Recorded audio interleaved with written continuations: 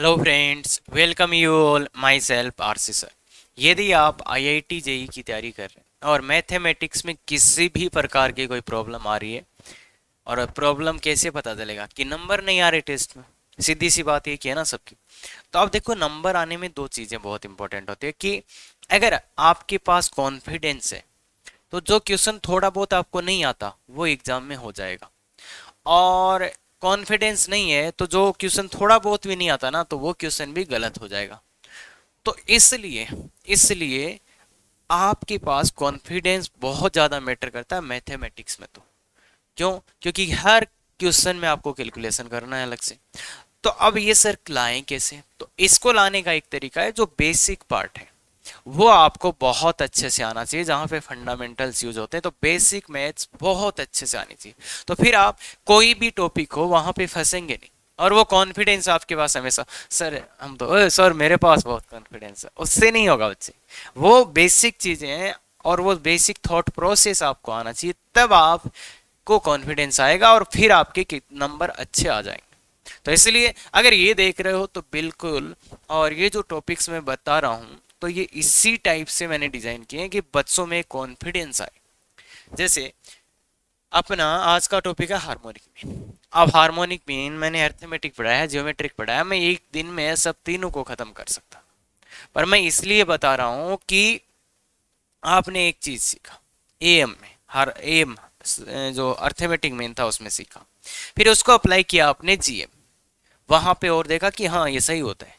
फिर एचएम में आप आज अप्लाई करोगे तो आपको बिलीव हो जाएगा कि अच्छा, अरे ये तो बहुत सिंपल है।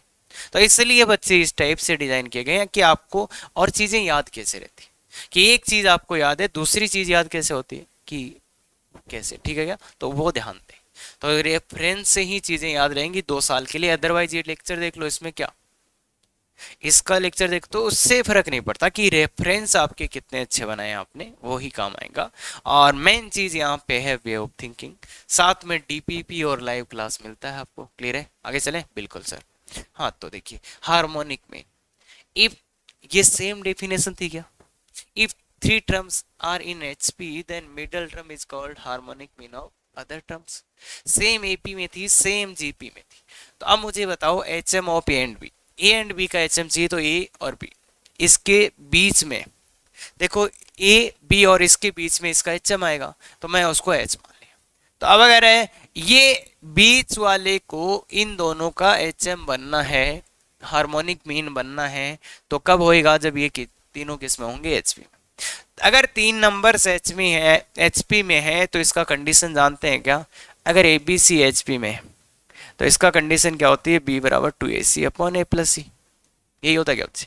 यही होता है, बिल्कुल बिल्कुल। तो एच क्या आ जाएगा? H equal to two A B upon A plus B. H equal to two A B upon A plus B. तो ये आराम से कर सकते हो क्या? तो H equal to two A B upon A plus B. Clear है क्या बच्चे? हाँ, अरे तो यही इसका एचएम है। इसको थोड़ी देर बाद में अपन देखेंगे कि ज़्यादा अच्छा वे है, इसको ए बी से डिवाइड कर दो तो 1/a प्लस 1/b। इस टाइप से अपन लिखना सीखेंगे थोड़ा आगे। पर अभी अपन सेम वो चीज़ करेंगे जो एपी जीपी, एपी और जीपी में करके आए। तो इसके बाद मुझे ये बताओ आगे वाली स्लाइड में क्या होना चाहिए? आगे वाली स्लाइड में टॉपिक का नाम क्या होना चाहिए? अरे सर टॉपिक का क्या मतलब? तो बच्चे आपका माइंड इसी टाइप से वर्क करता है कि इसके बाद में ये, इसके बाद में ये, तब जाके आपको बहुत ज्यादा कॉन्फिडेंस आएगा। तो 2 बार पढ़ चुके हैं, अब तो पता होना चाहिए ना क्या पढ़ा था। तो इसलिए ध्यान से देखो, आगे वाली स्लाइड का टॉपिक यही होना चाहिए था क्या? Harmonic insertion of N H Ms between A and B. A and B के बीच में, ए एंड बी के बीच में कितने एन? तो H1, H2, H3, HN, तो इतने होने चाहिए थे, इतने। और ये जब आप एन हार्मोनिक मीन इंसर्ट करते हो तो बच्चे ये क्या आती है? एचपी। अब एचपी का हर क्वेश्चन अपन कैसे करते हैं? एचपी का हर क्वेश्चन आप कैसे करते हो? उल्टा करके। तो 1/A1, 1/H1, 1/H2, 1/H2, 1/H3 is equal to 1/HN और 1/B। किस में होंगे? एपी में। अगर आपके पास एपी आ गया है, ये एपी में आ गया, तो वो यही हो गया क्या कि 1/a और 1/b के बीच में एन एच एम इंसर्ट करने वाला जैसा ही हो गया क्या। तो यहाँ पे अगर आप डी लिखोगे, सिमिलरली डी लिखोगे, तो सिमिलरली आपका डी आएगा 1/b minus 1/a upon n plus 1। और फिर आप कैसे पहले क्या निकालोगे, एच एन, और वो 1/a प्लस एन डी, पहले ए एन निकालोगे, फिर एच एन क्या हो जाएगा, इसका उल्टा, इसका उल्टा, तो 1/hn। तो बहुत सिंपल सी बात है, डी आप जानते हैं, ए एन आप जानते हैं, और ये भी जानते हैं। तो बस बात इतनी सी है बच्चे, जो एपी में किया था उसमें और इसमें कुछ नहीं है, इसको उल्टा करने के बाद आ रहा है, मतलब उसमें ए का वैल्यू ये है और बी का वैल्यू, और ए एन निकाल लेंगे, फिर उसका उल्टा कर देंगे, उल्टा मतलब इसका उल्टा 1/h, तो ये वाला वैल्यू आ जाएगा 1/hn का। तो डी निकाल लेंगे, ये निकाल लेंगे, खत्म, कोई दिक्कत ही नहीं आनी चाहिए। हाँ, अब आपको ये थोड़ा सा प्रॉब्लम हो रहा है कि सर मैं एग्जैक्टली निकालूंगा कैसे, तो बिल्कुल वो एग्जाम्पल से आपको बहुत अच्छे से क्लियर हो जाएगा, बाकी इतना काफी है। हाँ, यही आना चाहिए था क्या, बात ये है, यही आना चाहिए था, sum of reciprocals of the inserted N H Ms between A and B. देखो पहले एपी में क्या आया था, जो एन ए एम इंसर्ट किए उनका सम, याद आया। फिर जीपी में क्या आया था, एन जीएम इंसर्ट किए उनका प्रोडक्ट। तो एचपी में क्या आना चाहिए, जो इंसर्ट किए गए हैं उनके उनके क्या, रेसिप्रोकल्स का सम, रेसिप्रोकल्स का सम, तो ये आएगा, ये आएगा, तो ये आएगा, तो इसलिए एन बाई एच एम ही आना चाहिए। क्यों, क्योंकि एपी में क्या आया था, N into A M, GP में क्या आया था, जीएम की पावर एन, और एचपी में एन बाई एच एम। ऐसा ही तो आना चाहिए, ऐसा ही तो आना चाहिए, तो ये ऐसा ही आएगा। अब अगर आपने देखो एपी को दिल से पढ़ा है, अगर दिल से देखा है एपी को, अरे उसको अच्छी नजरों से देखा है एपी को, तो बच्चे आप इस वाले का प्रूफ ऐसे करेंगे, देखिए।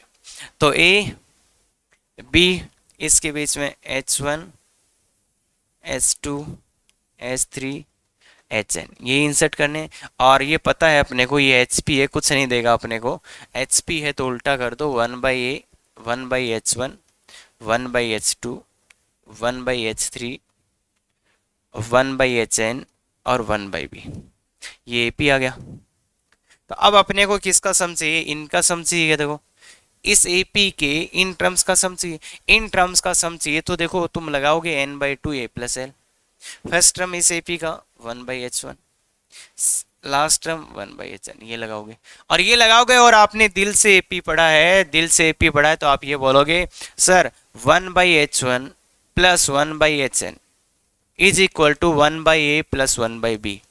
क्यों बोलोगे ऐसा, क्यों बोलोगे ऐसा, क्यों बोलोगे, क्योंकि देखो ये फर्स्ट टर्म है इधर से, ये भी फर्स्ट टर्म, तो इसका और इसका सम है वो इसके और इसके सम के इक्वल होगा, पढ़ा था ना, sum of terms equidistant from both end will be same. तो 1/H1 plus 1/HN equal to 1/a plus 1/b। तो ये क्या आ गया बच्चे, n/2 into 1/a plus 1/b।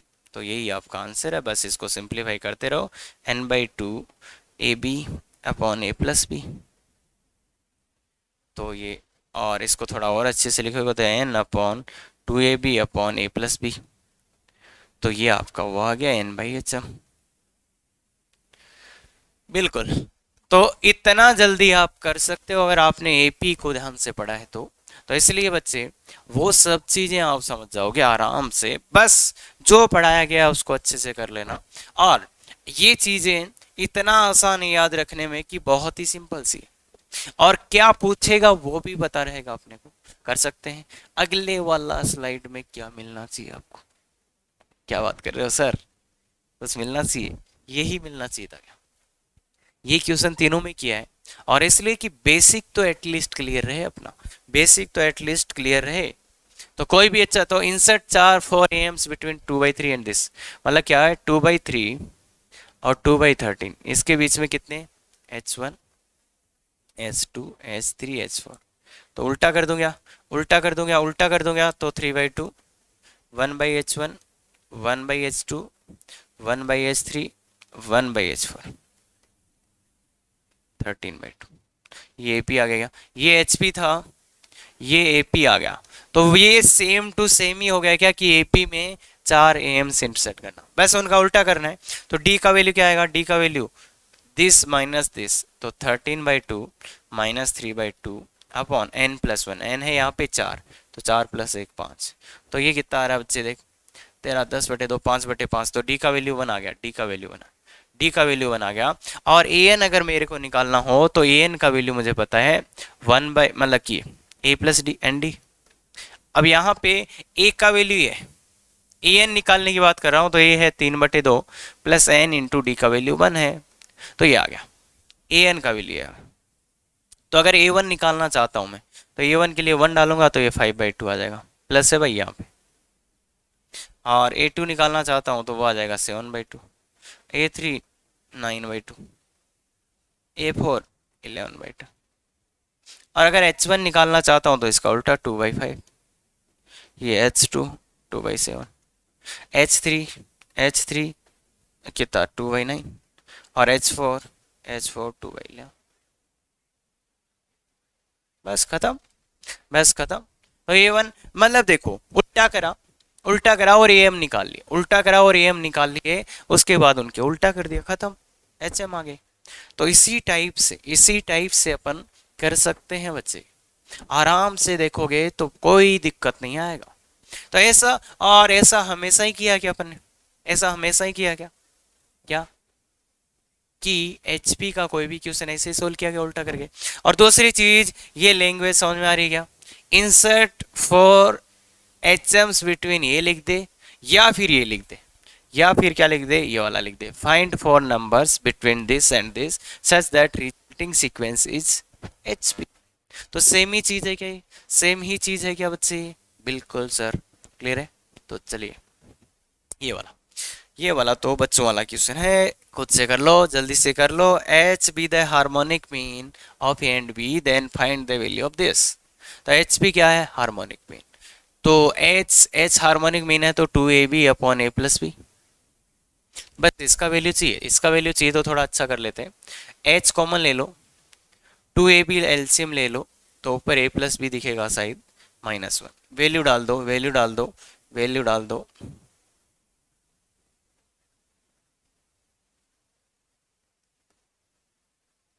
-1, तो ये आ गया, ए बी से ए बी कट जाएगा, तो ये आ जाएगा 1 -1 दैट इज 0, दैट इज।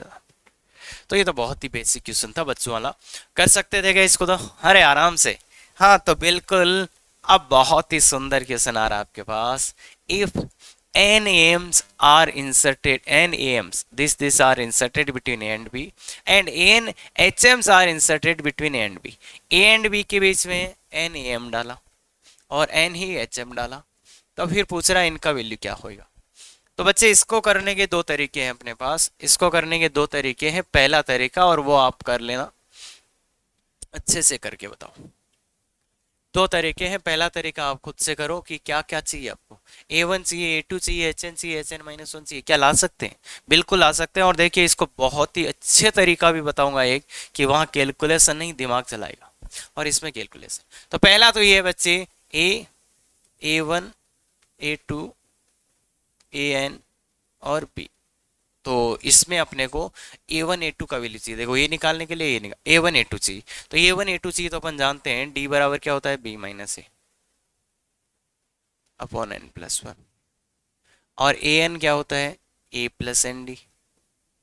तो अगर मेरे को A1 चाहिए, तो A1 क्या आएगा, A1 बोलो बच्चे, A+D, तो A+D करोगे, A+B - A बाई n+1। तो अगर इसको आप करोगे तो ये आएगा, देखो एलसीएम ले लो n+1, तो ये an और प्लस ए से ए कट जाएगा, तो ये an + b divide by n+1 आ जाएगा। ऐसे ही सिमिलरली आप A2 निकाल सकते हैं, मैं एक ही निकाल के बताऊंगा। तो A1 मैंने निकाला, A2 भी आप आराम से निकाल सकते हैं इसी फॉर्मूले का यूज करके। ऐसे ही अब अपन दूसरे पे चलते हैं, A H1 H2 HN-1 और HN और B, ये किस में है बच्चे, HP में। उल्टा करना ही पड़ेगा, 1/A 1/H1 1/H2 1/hn-1 और 1/hn। ये किस में है बच्चे? ये किस में? एपी में। तो एपी वाला सीन हो गया। एपी वाला सीन हो गया तो सीधा सीधा डी लिख दो। डी का वैल्यू बोलो बच्चे, डी का वैल्यू बोलो बच्चे 1/b-1/a/n+1। इसको थोड़ा एलसीएम एलसीएम लेंगे तो b-a-b/ab(n+1) और फिर an बराबर आएगा a+nd, that is equal to 1/hn। तो पहले an निकाल लेते हैं। अब अपने को चाहिए क्या? पहले के लिए hn चाहिए, तो hn निकाल लेते हैं। hn क्या आएगा बच्चे? hn क्या आएगा? hn equal to 1/a। देखो भाई ना, अरे फर्स्ट टर्म ये थोड़ी है, 1/a, 1/a+n। तो hn चाहिए, तो hn चाहिए तो पहले an निकालो ना। an निकालो, an निकालोगे तो क्या आएगा? 1/a+n/d। d का मान रख दो, ये d का मान ऊपर वाला रख दो, ab(n+1). अगर एलसीएम बाई एलसीएम लोगे आप तो आप पाओगे ab(n+1) और ऊपर देखो क्या आएगा। ऊपर क्या आएगा? b वहां आ जाएगा bn+b, और एक bn से bn कट जाएगा तो ये n+b आ जाएगा। तो ये आया an। तो hn क्या आ जाएगा? hn इसका उल्टा, hn क्या आ जाएगा? ab(n+1) ab(n+1)/an+b। तो ये आ जाएगा hn ये आ जाएगा, a1 ये आ गया। तो इन दोनों का प्रोडक्ट ही तो पूछा है, तो a1hn क्या आ गया? a1 ये रहा, hn ये रहा, a1 ये रहा, hn ये रहा। दोनों का प्रोडक्ट करो, इससे ये कट जाएगा, n+1 से n+1, ab बच जाएगा। तो इसका वैल्यू कितना आ गया? ab। अब कोई पूछे ये बता दो, तो ये भी बता देता भाई मैं। अगर मैं यहाँ a2 कैलकुलेट करता, यहाँ hn-1 कैलकुलेट करता तो ये भी आ जाता। तो इसको भी अपन बता सकते हैं कैलकुलेट करके। ये बात क्लियर है क्या? तो अगर मेरे को लॉन्ग वे से करना ही है तो मैं ये तो कर ही सकता हूँ, ये तो मैं कर ही सकता हूँ क्या, और आराम से कर सकता हूँ क्या। तो ये वाला तरीका तो अपने पास आना ही चाहिए बच्चों, कि इससे अपन ले आए, इससे अपन तो आंसर ले ही आए। ये बात तो क्लियर है, ये बात क्लियर है क्या? तो ये तो एम जी एम और एच एम का यूज करके आप ले आए। दूसरा सुंदर, बहुत सुंदर तरीका है बच्चे, मेथड 2 बहुत सुंदर है और मजा आएगा। बस देखते रहो, आपके दिमाग में शायद ही नहीं आएगा, तो इसलिए मैं बता ही देता हूँ सीधा। a1 a2 और an और b, ये किस में है? ap में। तो इसको तो रखते हैं यहीं पे। दूसरा क्या है? h1 h2 hn-1 hn और b, ये किस में है? hp में। इसका उल्टा कर दोगे तो किस में रहेगा भाई? देखो hp का कुछ नहीं होता तो उल्टा कर दो, उल्टा करते ही किस में आ जाएगा? उल्टा करते ही किस में? हाँ बच्चे, ये पूरा लिखने के बाद ही आप समझ पाओगे, पूरा लिखने के बाद ही आप समझ पाओगे। तो ये एपी आ गया। अब यहाँ पे मैं एक छोटी सी कलाकारी करता हूँ कि इसको a इंटू बी से मल्टीप्लाई कर देता हूँ। क्यों करता हूँ वो समझ में बाद में ही आएगा। a इंटू बी से मल्टीप्लाई करता हूँ तो यहाँ b आ गया, यहाँ ab/h1 आ गया, यहाँ ab/h2 आ गया, यहाँ ab/hn-1 आ गया, और यहाँ ab/hn आ गया, यहाँ a आ गया, ये ap आ गया। ap में किसी से भी मल्टीप्लाई करो, ab से मल्टीप्लाई। अब मैं चाहता हूँ इसको उल्टा लिख दूँ। क्यों लिख दूँ? क्योंकि देखो इसका फर्स्ट टर्म और इसका ये a और b है, और इसका भी a और b था, तो इसलिए मैं इस AP को इसके जैसा बनाने की कोशिश कर रहा हूँ, इस AP को इसके जैसा। तो इसलिए इस AP को उल्टा लिख देता हूँ। और वो AB से मल्टीप्लाई भी इसीलिए किया था, यहाँ पे मैंने AB से मल्टीप्लाई किया था ना, तो वो इसीलिए किया था कि वो A और B बन जाए ऊपर। तो ये उल्टा लिख रहा हूँ। अगर उल्टा लिखोगे तो भी क्या रहेगा? ये AP रहेगा ना बच्चे। AP का उल्टा भी AP ही रहता है, AP का उल्टा भी AP ही रहता है।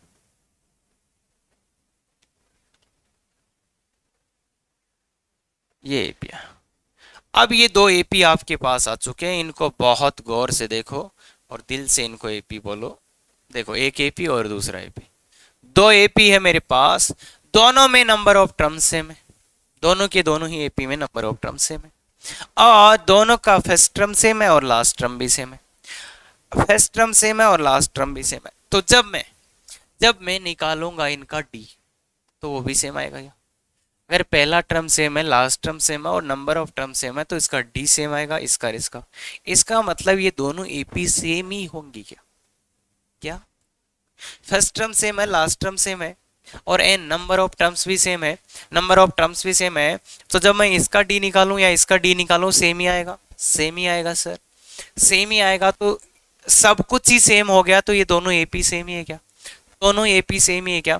तो ये दोनों एपी बिल्कुल सेम है, सेम है इसलिए इसका ये वाला टर्म और इसका ये वाला टर्म बराबर होगा। तो A one is equal to A B by H N. तो ए वन एच एन का वैल्यू क्या आ रहा है बच्चे? गौर से देख, ए वन एच एन का वैल्यू आ रहा है ए बी, और फिर इसका ये वाला टर्म और इसका ये वाला टर्म भी सेम होगा। तो ये आएगा बच्चे A two is equal to A B upon H N minus two. तो A two into H N minus one is equal to A B. तो ये भी आ रहा है, और मैं कोई सा ही निकालूं A P A into B आएगा ये आंसर, चाहे इसका इसका निकालो, इसका इसका निकालो, इसका इसका निकालो। A N into H N one, अगर मैं A one A N into H one निकालूं तो ये भी आएगा।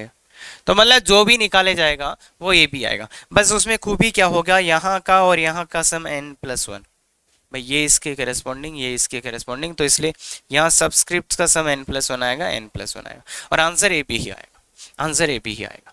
तो आंसर ए बी ही आएगा। और अब मैं तो ये भी बोल सकता हूँ क्या कि A R into H N minus R plus one, subscript का सम एन प्लस वन, तो ये ए बी ही आएगा, तो ये ए बी आएगा। और ये कॉन्सेप्ट बहुत ही गजब का कंसेप्ट है बच्चे। ऐसा सोच, मतलब देखो आपने कभी देखा ही नहीं तो आप सोचो, तो ये पहली बार देख रहे हो तो बहुत मजेदार चीज है, विदाउट कोई भी कैलकुलेशन। अदरवाइज मैं क्या कर सकता था, यहाँ ए और बी की जगह बड़े बड़े डाटा दे देता, तो ये भयानक हो जाता, बहुत भयानक हो जाता। और ये क्वेश्चन मैंने थोड़ा अच्छे फॉर्मेट में लिखा है कि पहले मैंने ए एम एच एम इसका कंसेप्ट यूज करा करू के बताया।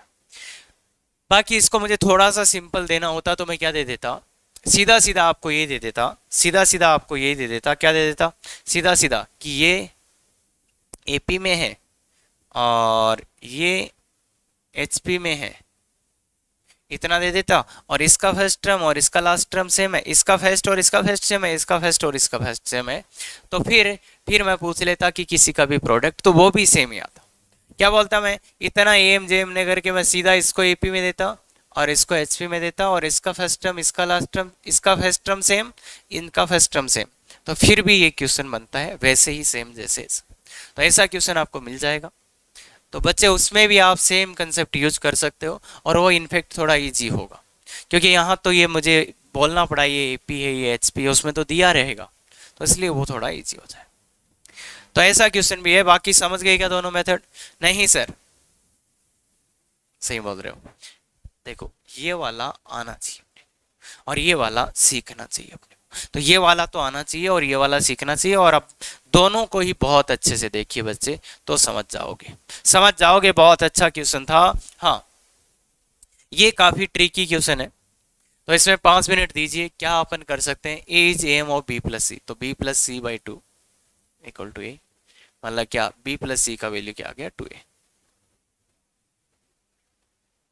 gm of A C is B, B is gm of A C, तो मतलब B square equal to A C. बिल्कुल सर। क्या C is H M of A and B, तो C is 2ab upon A plus B. ये चाहते हैं अपन, ये चाहते हैं अपन जिंदगी से, इसको प्रूव दैट करना है अपने को, ये सिद्ध करना है, और ये दो गिवन है। तो इन दो से ये कैसे बनाए, इन दो से ये कैसे बनाए, काफी इंटरेस्टिंग कहानी। करिए बच्चे, पूरा जोर लगाइए, जो भी करना है करिए, पर इसको बनाने की। तो यहाँ पे मेरे को एक शख्स दिखा 2ab, तो 2ab अगर आ सकता है तो यहीं से आ सकता है, तो इसको क्या करो, मल्टीप्लाई बाई बी, बी से मल्टीप्लाई कर दो, तो ये आ जाएगा B square plus B C. भाई 2ab एक ही जगह से आ सकता था, तो वो मैंने बना लिया, 2ab मैंने बना लिया। अब कैसे आएगा ये, तो देखो बच्चे इसका यूज कर सकते हैं, और तो कुछ बी स्क्वायर तो कहीं आना ही नहीं है, तो इसका यूज कर लो यहाँ पे। तो यहाँ पे यूज करा तो क्या आएगा, A C plus B C equal to 2ab। अगर आप c कॉमन ले लोगे तो a plus B equal to 2ab। तो आगे आ गया, दिख गया क्या, दिख गया क्या, दिख गया क्या। बाकी ये काफी काफी बार बच्चों को नहीं आ पाता है, बाकी समझ गए होंगे। तो इसलिए ऐसे क्वेश्चंस में थोड़ा बहुत अपने को जो चीजें मिल रही है कहीं से थोड़ा बहुत हिंट मिल रहा है तो उसका यूज कर लेना चाहिए। बाकी ऐसे क्वेश्चंस थोड़ा सा परेशान ही करते हैं बच्चों को। क्लियर है ये बात? बिल्कुल। तो आगे वाला चलिए। हाँ, ये क्वेश्चन का बच्चे मुझे नहीं चाहिए, मुझे चाहिए आपसे आंसर। 3 पार्ट हैं इसके, तीनों पार्ट का आंसर चाहिए और तीनों में से कोई सा भी किसी भी एग्जाम में आ सकता है, जेई मेंस में या जेई एडवांस के किसी पार्ट में आ सकता है ना।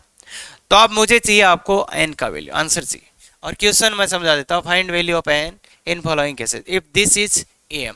किसका ए एम? मतलब ये किसका, मतलब A N plus one plus B N plus one upon B N plus A N plus B N, है ना। अगर ये हो जाए ए एम किसका, A plus B by two, तो एन का ऐसा क्या वैल्यू डालें कि ये इसके बराबर आ जाए।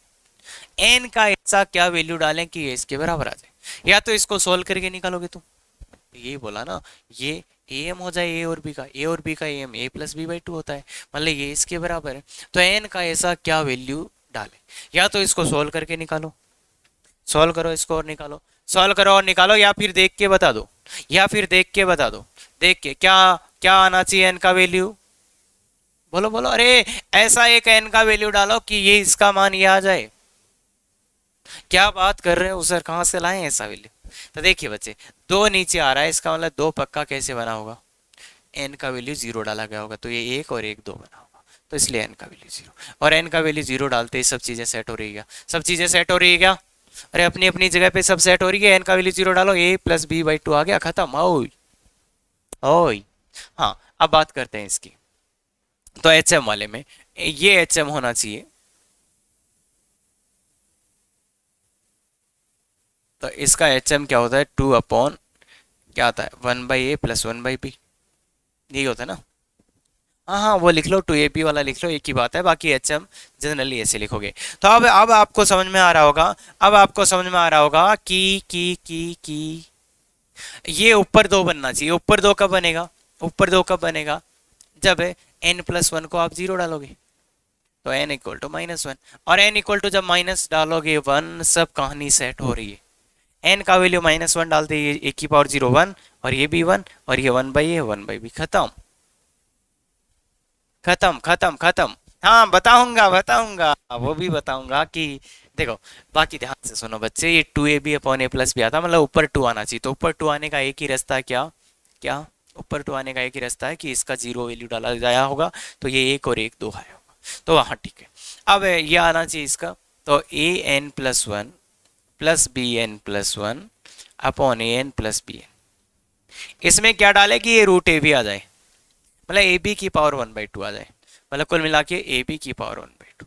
तो अब देखो यार, वन बाई टू आना है तो कुछ तो पंगा होगा, ये इतना आसान नहीं है, थोड़ा सा गेस वर्क ज्यादा करना पड़ेगा आपको।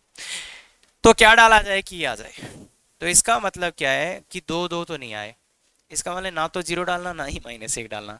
अब ऐसा डालो कि कुछ कट पिट जाए और कुछ आंसर आ जाए। सबसे पहला मन में आता है कि सर एन का वैल्यू वन बाई टू डालते थे, पर वन बाई टू डालते ही यहाँ थ्री बाई टू हो जाएगा, इसलिए वो पंगा कर देगा। तो इसलिए एन का वैल्यू डालो माइनस वन बाई टू। देखो माइनस, ये नहीं, हाँ मेरे को पता है नहीं दिमाग में आएगा तुम्हारे, नहीं दिमाग में आएगा, तो माइनस वन बाई टू डाल के तुम तो मुझे बताओ, ऊपर वाला ए की power one by two, B की पावर वन बाई टू, नीचे वाला वन बाई ए की power one by two plus one by एक, अरे वो नीचे चला गया ना माइनस वाला। अब इसका एलसीएम ले लो, इसका एलसीएम ऊपर चला जाएगा, ए बी की पावर वन बाई टू ये, और ऊपर वाला सेम है, और नीचे भी कुछ ऐसा ही आ गया क्या, बी की power one by two plus A की पावर वन, यही आ रहा है क्या बच्चे, इससे कैंसिल हो जाएगा, तो ये आ गएगा रूट ए बी। तो सेट हो गया मामला जब माइनस वन बाई टू डाला। अब आप वैल्यू डालोगे पता चलेगा आपको कि क्या डालना चाहिए था। तो तीनों का आंसर आ चुका है, तीनों का आंसर आ चुका है, और रेंडमली अपन लाए हैं वैल्यू पुट पट कर करा के, कुछ कुछ थोड़ा थोड़ा थॉट प्रोसेस सोचा और ले आए आंसर। तो this is the best way. अब मैं एक को ये भी करके आपको दिखा देता हूँ कि कैसे करना चाहिए, और आईआईटी एडवांस की तैयारी अपन कर रहे हैं तो अपने को क्या करना चाहिए। तो ऑब्वियस सी बात है, अगर यही क्वेश्चन आए तो आंसर ऐसे ही निकालना चाहिए, यही क्वेश्चन आए तो आंसर ऐसे ही निकालना चाहिए। बाकी एडवांस की तैयारी कर रहे हैं तो अपने को कुछ चीज़ें सीखना भी ज़रूरी होता है। तो इसको सॉल्व करके एन का वैल्यू जीरो लाओ, तब आपको पता चलेगा। इसको सॉल्व करके एन का वैल्यू जीरो ला के दिखाओ, तो क्रॉस मल्टीप्लाई करते हैं, two A N plus one plus two B N plus one cross multiply करो, ये इससे होगा तो ए एन की power N plus one, A N B plus A B N plus B N plus one. अब N plus one वालों को उधर ले जाते हैं, तो ये है टू और ये है वन, तो इधर लाएंगे तो A N plus one plus B N plus one, A की पावर एन बी की पावर एन, ए बी क्या, ए की पावर एन वाले को इधर ले जाते हैं तो ए की power N plus one minus A की power N into B, B की पावर वालों को इधर ले जाते हैं, बोले ए की पावर एन कॉमन आ रहा है, बच रहा है ए माइनस बी, बी की पावर एन कॉमन आ रहा है, बच रहा है ए माइनस बी। अब ए माइनस बी तो इक्वल, ए और बी तो बराबर नहीं होंगे, नहीं तो दो नंबर ही क्या हुए भाई, A M of A and B बोला है तो ए और बी तो बराबर नहीं होने चाहिए ना, ए एंड ए हो गया तो वो तो कोई मतलब ही नहीं है। तो इसलिए इसलिए इसलिए अब आया ए की power N equal to B की पावर एन, और ये दोनों बराबर नहीं है तो ये करें क्या, तो इसके लिए क्या है देखो, एक वन, अब यहां से भी वैल्यू निकालना बहुत मुश्किल हो जाता है कई बार बच्चों के लिए, तो ए की पावर एन बाई बी की power N equal to one. इसको गौर से देखो, बेसिक वाली चीजें अप्लाई करोगे तो ऐसा आ जाएगा। अब ये ऐसा कब होगा, ये ऐसा कब होगा, तो ये आपको समझ में आना चाहिए, ए बाई बी की पावर एन, अरे इसको लिख दूं क्या, इसको वन को क्या लिख दूं, ए बाई बी की पावर जीरो। तो यहां से गौर से देखो एन का वैल्यू क्या आना चाहिए, एन का वैल्यू जीरो। यहाँ गौर से देखो एन का वैल्यू क्या आना चाहिए बच्चे, जीरो। तो आ गया क्या ये, बिल्कुल। तो ये इतना मेहनत लगता है इसको पूरा सॉल्व करने में, और इसमें काफी अच्छे अच्छे स्टेप्स हैं जो अपने को सीखना चाहिए as a JEE advance aspirant. अगर आप जेई एडवांस करना चाहते हो तो बिल्कुल ये चाहिए, और अगर चाहते हो अपनी अच्छी रैंक आए तो क्या चाहिए आपको, कैसा एटीट्यूड चाहिए कि सर मैं ये दोनों हूँ, ये दोनों भी सॉल्व करके देखो अपने आप, इसको और इसको भी मैं सॉल्व करके देखूं कि क्या ये वैल्यूज आ रहे हैं, तो तब आप समझ रहे हो, मतलब ऐसी कैलकुलेशंस करोगे तब आप तब के बहुत अच्छे बन जाओगे। क्लियर है ये बात, हाँ। तो इसलिए ध्यान रखना इस चीज का। हाँ, ये चीज अपन ने सब में किया है कि H M of X one X two X three X N सब में ही आया था क्या, तो एच एम निकालने का तरीका क्या होता है बच्चे, एन अपॉन वन बाई, मतलब उल्टा करके जोड़ दो और ऊपर एन लिख दो। क्लियर है, जैसे तीन का निकालना है मेरे को, तीन का एच एम निकालना है तो क्या करूंगा मैं, one by A plus one by B plus one by C, ऊपर क्या लिख दूंगा, तीन। तो ये होता है, जैसे जैसे मेरे को ए एच एम चाहिए ए और बी का, तो क्या करूंगा, ए और बी का चाहिए तो टू ऊपर लिखा, नीचे one by A plus one by, यहां से वही आ जाएगा जो आपने फॉर्मूला याद किया था। क्लियर है क्या बात, ये बात क्लियर है क्या, तो वही आ जाएगा जो आपने फॉर्मूला यूज यूज किया था। तो इसलिए ये आया, और ये सबके लिए था क्या, ए एम का भी फॉर्मूला था, जी एम का भी था, एच एम का भी था, और मेरे हिसाब से याद करवाने की जरूरत नहीं है। इन नंबर्स का ए एम क्या था, X one plus X two plus X N by N, यही था क्या बच्चे। और इन नंबर्स का जी एम भी आया था, याद हो तो, X one X two multiply में एक्स थ्री एक्स एन की whole power one by N, G M भी आया था, एच एम भी आया था, सब याद है आई थिंक, और एच एम आया तो कोई दिक्कत ही नहीं है क्या। बस इस एच एम को पहचानना सीख लेना, ये मुश्किल करता है खड़ी। अगर one by A plus one by B plus one by C दिखे तो किसका फील आना चाहिए, एच एम का। अगर one by A plus one by B दिखे तो किसका फील आना चाहिए, एच एम का। अगर ये दिखे तो भी किसका फील आना चाहिए, एच एम का।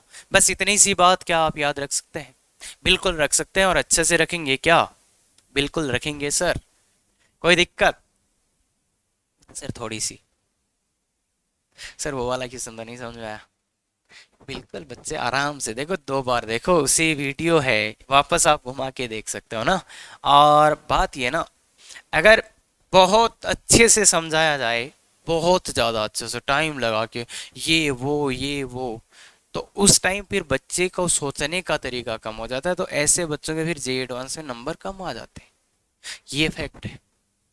हम्म, आपको गाइडेंस प्रॉपर मिलनी चाहिए कि किस टाइप से आपको पढ़ना है, बाकी अगर बहुत ज़्यादा आपको समझा दिया तो फिर आप सोचना ही भूल जाते हो, तो इसलिए वो भी नहीं होना चाहिए, तो इसलिए वो भी ध्यान रखें। तो ऐसे वीडियोज अगर आपको पसंद आते हैं तो हमेशा की तरह बच्चे शेयर सब्सक्राइब लाइक करें, और अगर कोई सुझाव आपका हो तो वो आप बिल्कुल कमेंट में लिख सकते हैं कि सर ऐसा कर सकते हैं।